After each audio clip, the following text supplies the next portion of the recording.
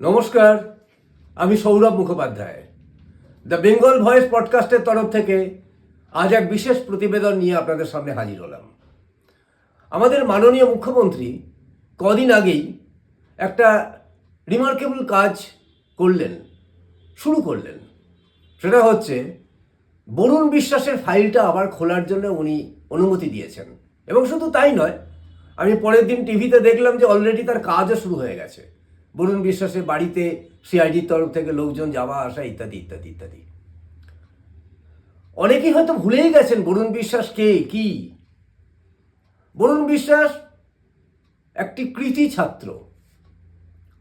সে বাংলা নিয়ে গ্র্যাজুয়েশন করলো, তারপর মাস্টার ডিগ্রি করলো, তারপর বিএড করলো, তারপর সে ডব্লিউবিসিএসে চান্স পেল। কিন্তু তার অনেকে আছে যে টিচিং প্রফেশনটা তার ভালো লাগে, সেই জন্য সে মিত্র ইনস্টিটিউটের যে মেন সেখানেই থেকে গেল এবং সেখানেই সে শিক্ষকতা করছিল। কিন্তু সে থাকতো শুটিয়া গ্রামে। ভাবুন, তিনি একটা প্রতিরোধ মঞ্চ তৈরি করেছিলেন, শুটিয়া গণধর্ষণ প্রতিবাদ মঞ্চ। মঞ্চটার নাম হচ্ছে শুটিয়া গণধর্ষণ প্রতিবাদ মঞ্চ। এরকম মঞ্চের নাম পৃথিবীর ইতিহাসে কোথাও পাওয়া যায়?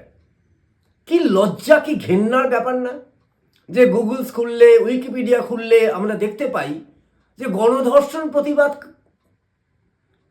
তার মানে কি সেখানে গণধর্ষণ হতো? আর আমাদের প্রাক্তন মাননীয় মুখ্যমন্ত্রী তিনি একজন মহিলা হয়ে গণধর্ষণ প্রতিবাদ মঞ্চ সেটা উনি সহ্য করলেন। তার কি প্রতিকার হলো?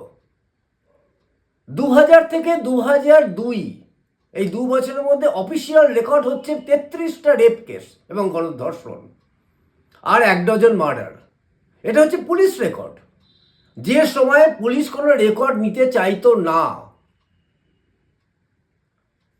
ফুচকাওয়ালার সঙ্গে ঝামেলা হচ্ছে, বাইক বাহিনী চলে আসছে, মেয়েটিকে ঝোপের ধারে টেনে নিয়ে যাচ্ছে, যেন সে আমরা অনেক সময় দেখি ফেসবুকে যে গাড়ি পরিষ্কার করছে বা গাড়ির পাশে রয়েছে একটা সিংহ বা একটা বাঘ এসে তুলে নিয়ে চলে গেল জঙ্গলের ভেতর। এ তো সেরকম জঙ্গলের রাজত্ব। মেয়েটিকে ধর্ষণ করে নিল।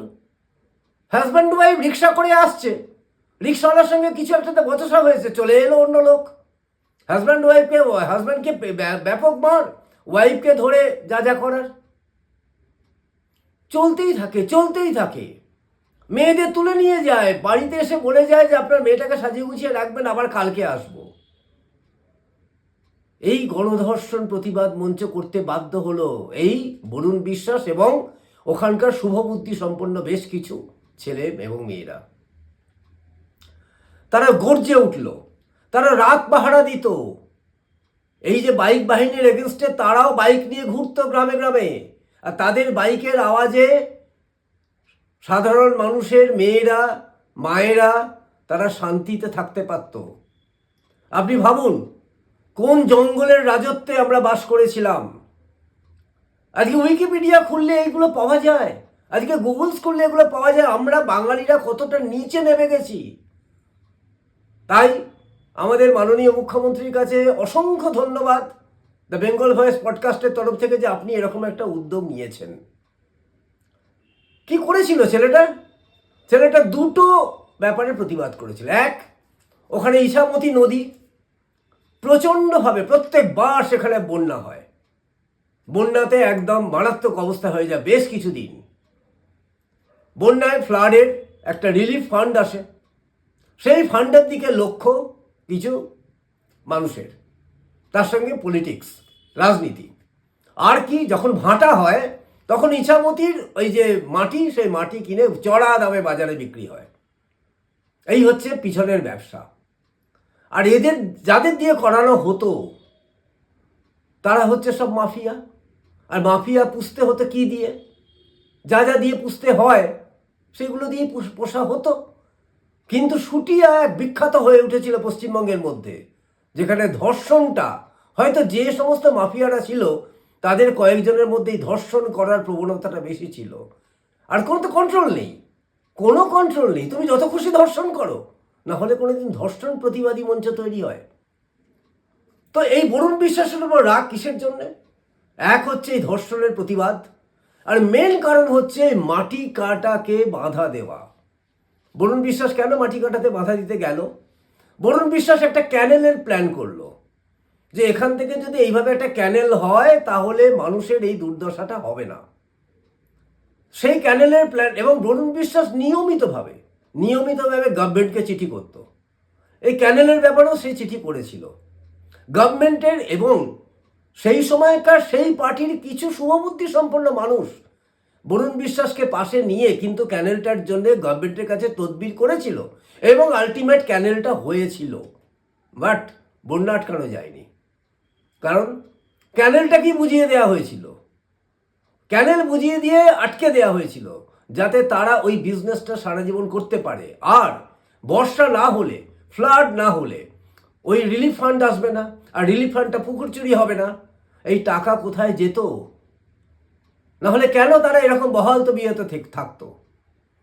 বরুণ বিশ্বাসের প্রতিবাদ, একটার পর একটা এফআইআর, চারিদিকে মিডিয়ার নজর, এইসব করতে করতে করতে করতে আলটিমেট পুলিশ কিছুটা ঝাঁপিয়ে পড়লো, কিছু মানুষকে অ্যারেস্ট করলো কিছুদিনের জন্যে, তারপর আবার যাকে তাই।